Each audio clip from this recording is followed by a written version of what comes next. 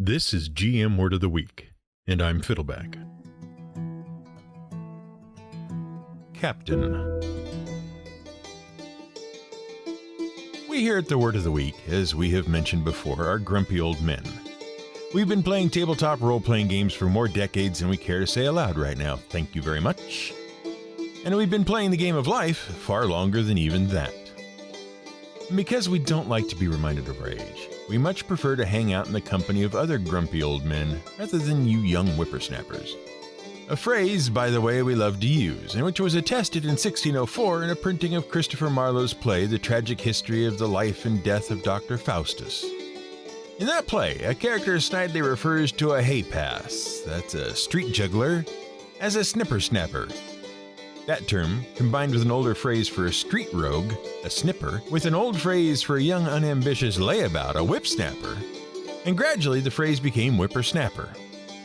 It referred to young people who used to sit around doing nothing but idly snapping whips and playing in the street and complaining about the world. See, millennials, you're not very special. Every generation had a snide phrase coined to make fun of them by their elders. Now get off our lawns! Because we tend to hang out with other grumpy old people, our favorite social pastime is to wave our canes in the air and complain.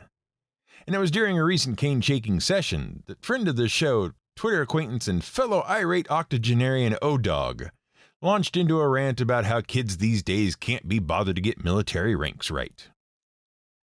He was specifically complaining about the new incarnations of the Star Trek movies, the first of which being J.J. Abrams' 2009 reboot of the franchise, and the way they dispensed with the naval traditions that informed the rank structure of Starfleet without a care. In that film, the young upstart James T. Kirk is promoted to the rank of captain in order to take command of the Starship Enterprise, which, as O-Dog pointed out, is totally unnecessary. Because according to the naval traditions on which Star Trek is based, you do not need to be a captain to be the captain. At least not in the American Navy. That's because, while captain is a specific military rank in the Navy, it is also the customary term for any naval officer who currently commands a naval ship. For example, many submarines and frigates may be commanded by someone holding the rank of commander. That commander is referred to as the captain of their ship when they are aboard and in command. And if the commander is asleep and the executive officer, who handles the ship's day-to-day logistics and supports the commanding officer and may have a lesser rank like lieutenant commander, if the commander is asleep and the executive officer is in command, the XO is called the captain. And if a senior officer holding the rank of captain comes aboard the commander's frigate, he may be called Captain Smith, but he is never called the captain because the commander is the captain. And when the captain goes ashore, he's not commanding his ship, he's a commander again. We know! Why can't people get that right?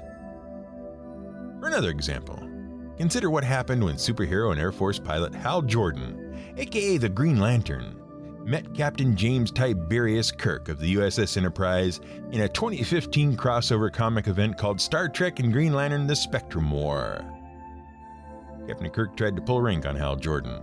Jordan responded by insisting he was a captain too. And it worked. Kirk was cowed. Doesn't that drive you crazy? It doesn't. What? You don't see it? Let us explain. Star Trek is steeped in naval tradition, as we mentioned. And in the U.S. Navy, captain is a pretty high rank. It's pretty much the second highest you can get. After that, you get into various flavors of admiral. And to go any higher than admiral, you have to win a presidential election. But the Air Force, of which Hal Jordan was an officer, follows the tradition of land forces like the U.S. Army. And in that tradition, captain is a pretty low rank. It's just one step up from being a lieutenant. So while the rank has the same name in both traditions, it's got a very different status in each. So what Hal Jordan did was roughly the equivalent of the president of the William Shatner fan club claiming to have the same rank as the President of the United States. Well, not quite, but close to. And while Kirk might not have known it, Hal Jordan sure as heck would have. What does all of this have to do with fantasy gaming? Well, a lot actually. Because in games like Dungeons & Dragons, there's always imperial armies and city watches and mercenary organizations, and game designers and authors and game masters just sort of pick ranks out of a hat. They aren't like the creators of the old Star Trek series, who knew that anyone who was sitting in the chair, even if they were the ship's counselor, was called the captain, and who knew that Chief O'Brien never attended Starfleet Academy because that's the title of an enlistee, a non-commissioned officer. They aren't even like the comic book writers who know the difference between Air Force captains and naval captains. They're all like J.J. Abrams. They need a title, they go with what sounds good, and they can't be bothered to do a 5-minute search on the Googles or the Instagrams for the right answer. Because creators these days don't take any pride in their work. Not like back in our day. It's especially appropriate to discuss the military rank thing because we just got done observing the national holiday of Memorial Day here in the United States. And we know we have several actively serving and retired military folks among our listeners. So this gives us a good chance to show our thanks to them for honor, bravery, and sacrifice in defending our rights and freedoms by giving you young whippersnappers an education about military ranks in the Western world. Because if there's anyone who's even more concerned with tradition and getting things right than us grumpy old men, it's a uniformed serviceman. Now, Memorial Day is a tricky subject. Kind of like military ranks, now that we come to think about it. And frankly, they are both a lot like Dungeons & Dragons. All three are what might be the result of a bit of an anachronism stew. Which is ironic, because that's exactly the problem we're trying to solve. An anachronism stew is a slang term for anything, but usually a work of media. That's a hodgepodge of different influences from different time periods that are kind of hard to disentangle and whose origins no one is really sure of. For example, while the city of Waterloo, New York is generally officially remembered as the birthplace of Memorial Day, the story is actually a lot more complicated. It begins back in the late 1800s. The United States had just got done with the American Civil War. At the time, it was the bloodiest, deadliest conflict the United States had ever engaged in. And because of the massive numbers of American dead, the federal government, for the first time, had to establish the first of the nation's national cemeteries. These were military cemeteries. The U.S. Congress established the first 14 of them on July 17, 1862. Today, there are about 150, and most are administered by the Department of Veterans Affairs, though 2 are maintained by the Department of the Army, and 14 historical cemeteries, including many of those that were first established in 1862, are maintained by the National Park Service, who you might remember from our episode about rangers. Shortly after the establishment of these first cemeteries, it became the custom for the towns and cities around them to hold springtime tributes to fallen soldiers. They would decorate the graves with flowers, recite prayers, and hold various events.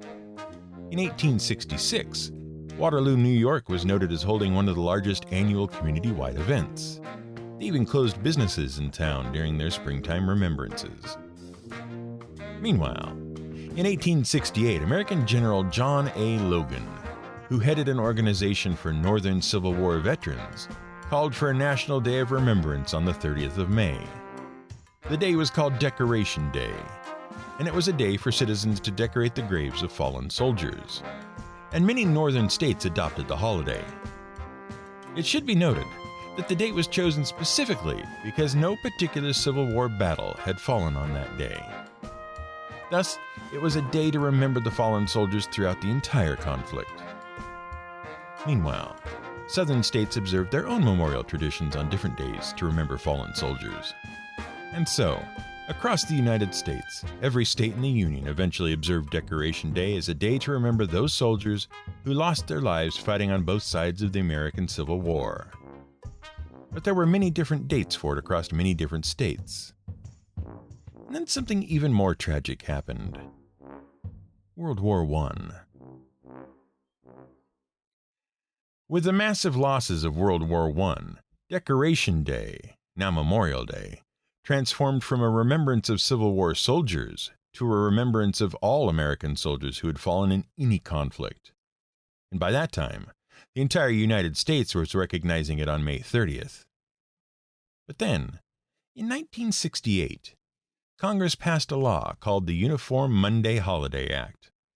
This act officially reorganized or reaffirmed recognition of several federal American holidays, including Washington's birthday, Memorial Day, Labor Day, Veterans Day, and Columbus Day, and established that each would always fall on a particular Monday of the year.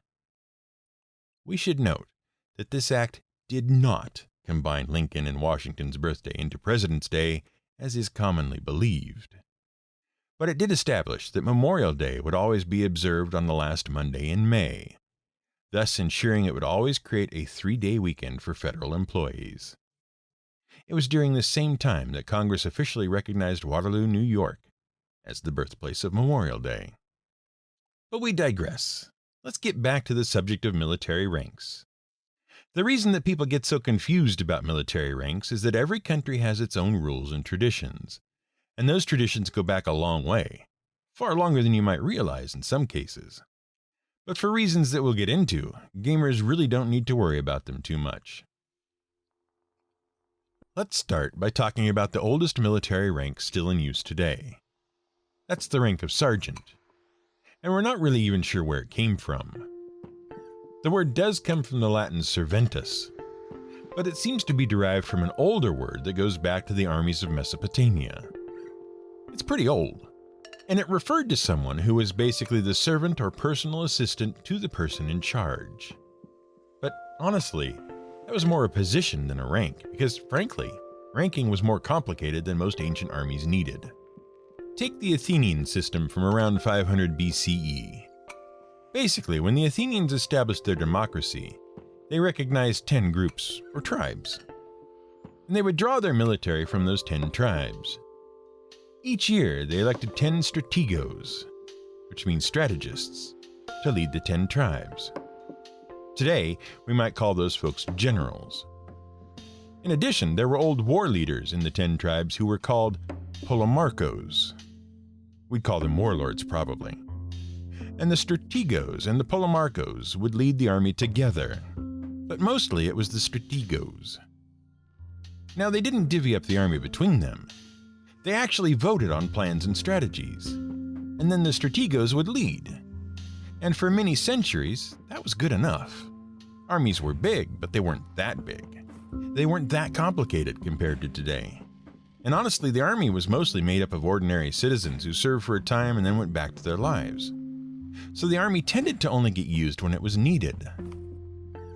Of course, as we discussed in our episode about the Roman legion, the Romans loved their armies, and they loved their rules and structures and hierarchies. So they had big standing armies and complicated rules for the chain of command. They were the first to really use the word rank, which referred to a row of troops in formation, or more generally, position within a military formation. And that tied into their complicated structure. So the soldiers were organized in centuries of between 60 and 160 soldiers, each led by a centurion. 2 centuries together made a manipula, 3 manipula made a cohort, and 10 cohorts were a legion. And within each legion, the individual cohorts were placed in positions according to their status and prowess. So where you stood in your century, and where your cohort stood in the legion, said something about your status as a soldier. Thus, the idea of rank, physical position in the formation, became tied to status and ability, and eventually to authority. Now, the modern U.S. military doesn't derive a lot of its rank structure from the ancient Romans, but there's a lot of parallels in the broader organized scheme. Consider, for example, and this is a very general, rough description, the way the U.S. Army organizes its soldiers. Individual soldiers are organized in small teams. 3 teams together make up a squad, usually under the direct leadership of a sergeant. Squads are numbered 1st, 2nd, 3rd, etc. Most squads end up with 13 people in them. In most army units, 3 or 4 squads together make up a platoon. Those are under the control of a platoon sergeant. Platoons can be numbered or named for a particular function. Put 4 platoons together and you get a company under the command of a captain. At that point, you've got about 200 soldiers. And captains might have a first sergeant assisting them. Companies usually have a letter, A company, for example. 2 to 6 companies together, plus support staff, and you've got a battalion. That can also be called a squadron, depending on its role. It's usually commanded by a lieutenant colonel. Put 4 battalions together and you have a regiment or group.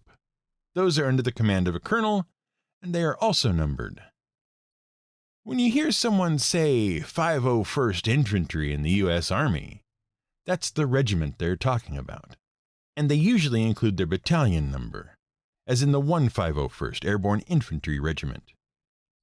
After that, we get into divisions and major generals, notwithstanding the sort of obsolete designation brigade, led by a brigadier general, and then a corps, which consists of 3 divisions, and so on. That's because the U.S. Army is huge and complicated. It's an organizational nightmare, and if the Romans had gotten as big as the United States, they would certainly have gone this way. But let's take this back down to the idea of rank. Because as we said, all of those ranks are kind of a stew of different ranks from different cultures and periods in history. The problem is, most of this ranking mumbo-jumbo really came very late in the Middle Ages and well beyond. Military ranks in the medieval period were actually pretty simple. What you have to understand is that there weren't really standing armies back in those days. At least they were extremely rare, because it was expensive to keep a soldier around when a war wasn't happening. Most soldiers were peasants. They were conscripted to serve under their feudal lord. And the lord pledged whatever army he could raise to serve as king. But even among the lords and the kings, there wasn't a complex hierarchy. That's why the lords were called peers, and the aristocracy is still referred to in some circles as the peerage. The king on the battlefield was, at best, first among equals. And each lord led his own troops. Heck, a lot of medieval military planning meetings were actually given over to negotiating each lord's role in the coming battle. The only real ranks or positions that existed then were the high constable and the field marshal. The high constable had command over the local constables, and those people just commanded the various garrisons and castles that made up the king's army, so the high constable was usually a knight. And the field marshal's job was to establish the army's camp and ensure the army was supplied, and he was usually just an employee. It wasn't really until the end of the Middle Ages, when warfare was becoming larger and more complicated, particularly during the 100 Years' War, that rank structures became more formalized. The first major piece of this involved the king officially commissioning nobles to command the army. They became the first commissioned officers. That designation still exists in the modern American military, with commissioned officers generally being those who attended officer training schools or otherwise received a formal military education. Now, generally, those commissions were awarded to the aristocracy, and each commissioned officer commanded one group of soldiers which they were assigned or had raised themselves, called a company. And the officer who led the company on behalf of the king was called a captain. That name derives from the Latin capo, meaning head. The capitaneus was the head man. Simple as that. But there was a little problem. See, the aristocracy were an evolution of the feudal landed lords, which meant they had estates to take care of. They had properties to oversee. They were busy people. They couldn't always be leading the company. They had other stuff to attend to. So they needed someone to act in their place, someone to hold their position in their stead.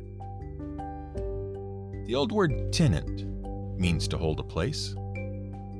And to act in lieu of something means to act instead of that thing. Hence, the captain of the company appointed a lieutenant. And that's where we get the ranks of captain and lieutenant from. Now, when the captain was in command of the company, the lieutenant could be entrusted to lead a small group of soldiers on specialized duties. A little detachment from the company, if you will. And the French word for a small group detached from a larger group actually derives from a French word for a ball, a peloton. And that's where we get the word platoon. This is fun. Let's do another. Back in this era, it was very important for everyone to know who their allies were and who their enemies were, because everyone sort of looked the same. The idea of uniforms wasn't a thing yet. So the king would commission an officer to carry his banner in battle, his insignia. And from the word insignia, which is Latin for sign or symbol, we get the rank of ensign. And that was pretty much the beginning and end of military rank hierarchies in the late Middle Ages. You had a company of soldiers, captain in charge, a lieutenant who commanded in the captain's stead, and an ensign who carried the company's banner. And that all got jumbled up into the modern military. Along with a few more, like the ancient sergeant and the Renaissance-era colonel, whose name is derived from the word coronel, meaning crown. But they weren't kings. Instead, they were the heads of mercenary companies that had settled in Spain and fortresses and camps that imitated the military structures and whose leaders called themselves coronels. And in some nations, a conscripted peasant might be awarded with a small grant of land to call his own for distinguished service. That soldier would become a private landowner, or private for short. And there were a few honorifics. For example, a captain who led a majority of the king's soldiers might be called a major. And later, as ranks became more complicated, someone who led the general army would be called a general. Oh, and someone could become an officer, not by royal commission, but by the decree, the warrant of another officer. And that made them a warrant officer, or a non-commissioned officer. But as a medieval fantasy gamer, you don't need to worry about any of that stuff. At least, you don't have to if you don't want to. Because you can just fall back on the soldiers, lords, and kings model and be done with it. Of course, most fantasy games are filled with complicated standing armies, despite how difficult it would be to support such an army in such a time period. But that's fine. You're welcome to make your own anachronism stew if you want to. But if you're going to run a modern game or invoke modern military traditions, for goodness sake, get it right. Or else we're going to hit you with our canes. Now get out of here, you little scamp. It's time for us to watch our stories.